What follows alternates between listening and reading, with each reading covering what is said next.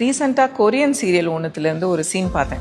இந்த ஹீரோயின் வந்து கோமாலேருந்து எழுந்துக்கிறாங்க. எழுந்துக்கும் போது அவங்களுக்கு ஒரு பவர் வருது. என்னன்னா, எதிர்க்க வரவங்க மேலே வந்து ஒரு ஹார்ட் சிம்பிள், அது பக்கத்தில் ஒரு நம்பர். அவங்களுக்கு எவ்வளவு இவங்க மேலே கேர் காமிக்கிறாங்கங்கிற குறிப்பிடுறது அந்த நம்பர். ஸோ முன்னாடியே பாய் ஃப்ரெண்ட் உட்காந்துட்டு இருக்காரு. பார்த்தா அந்த ஹார்ட் சிம்பிள் பக்கத்தில் 9ன்னு இருக்கு. இவங்களுக்கு ஒரே சந்தோஷமாயிடுச்சு. அப்பா, என் பாய் ஃப்ரெண்ட் எவ்வளோ லவ் பண்ணுறான்னு 9 out of 10 இருக்கு அப்படின்னு.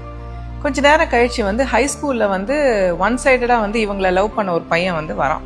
புக்கெல்லாம் எடுத்துகிட்டு வரும்போது பார்த்தா 90 இருக்குது அந்த ஹார்ட் சிம்பிள் பக்கத்தில். அப்போ தான் இவங்களுக்கு தெரியுது, it's out of 100 the mark, not out of 10ன்னு. 2 பேருக்குள்ளே சண்டை வந்துடுது, ஸ்கூல் ஃப்ரெண்டுக்கும் இந்த பாய் ஃப்ரெண்டுக்கும்.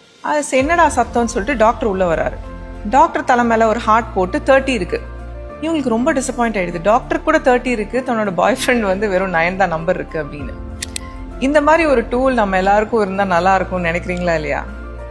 ஆக்சுவலி வந்து கடவுள் வந்து நமக்கு யார் நல்லது செய்வாங்க, யார் கெடுதல் செய்கிறாங்க, யார் நல்லவங்க யார் கெட்டவங்கன்னு கண்டுபிடிக்கிறதுக்கு ஒரு டூல் வச்சுருக்காரு. அந்த டூல் பேர் தான் கஷ்டகாலம். நம்ம கஷ்டகாலம் வரும்போது தான் நம்மளுக்கு யார் இருக்கா, நம்மளுக்கு எதிராக யார் இருக்கான்னு நம்மளுக்கு ஈஸியாக தெரியும். நிறைய பேரோட முகத்திரை வந்து அப்போ தான் வந்து கிழியும். கஷ்டகாலம் நம்ம எவ்வளோதான் திட்டினாலுமே அதை தாண்டி வந்ததுக்கு அப்புறம் தான் நம்மளோட ஆட்கள் யார், நமக்குன்னு யார் இருக்கா, நம்ம யாரோட ஆக்சுவலி டைம் நிறைய ஸ்பெண்ட் பண்ணணும், ப்ரையாரிட்டைஸ் பண்ணணுங்கிறது நமக்கு தெரிய வரும்.